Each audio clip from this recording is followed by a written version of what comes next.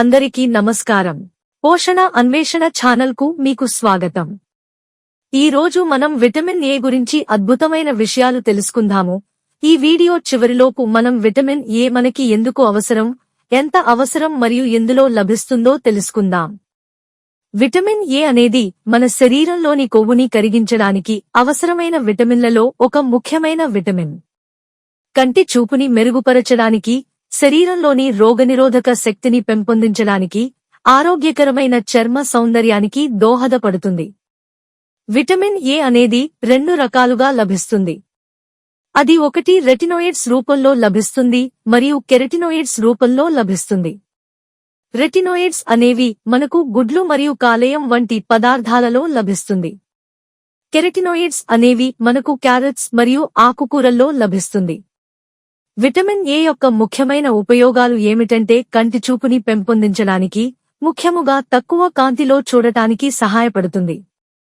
రేచీకటి రాకుండా మరియు వయస్సు పైబడే కొద్దీ వచ్చే కంటిచూపు సమస్యలు రాకుండా సహాయపడుతుంది. విటమిన్ ఏ మన ఒంట్లో రోగనిరోధక శక్తి మెరుగుపరిచి మన శరీరానికి రోగాలు మరియు జబ్బులు రాకుండా ఉండేందుకు సహాయపడుతుంది. విటమిన్ ఏ మన చర్మ సౌందర్యాన్ని పెంచుతుంది. ఇది శరీరంలో కొత్త చర్మ కణాలను పెంపొందించి యాక్నీ లాంటి సమస్యలు రాకుండా అరికడుతుంది. మన శరీర కణాలు మెరుగుపరిచి అవయవాలు సక్రమంగా పనిచేయడానికి సహాయపడుతుంది. ఇప్పటివరకు మనం విటమిన్ ఏ యొక్క ప్రాముఖ్యతని తెలుసుకున్నాం. ఇప్పుడు మనం విటమిన్ ఏ ఎందులో లభిస్తుందో తెలుసుకుందాం. కాలేయం, చేప నూనె, పాలు మరియు గుడ్లు వంటి పదార్థాలలో రెటినోయిడ్స్ రూపంలో మనకి విటమిన్ ఏ లభిస్తుంది. క్యారెట్స్, చిలకడదుంప మరియు పాలకూర వంటి పదార్థాలలో కెరటినోయిడ్స్ రూపంలో మనకి విటమిన్ ఏ లభిస్తుంది.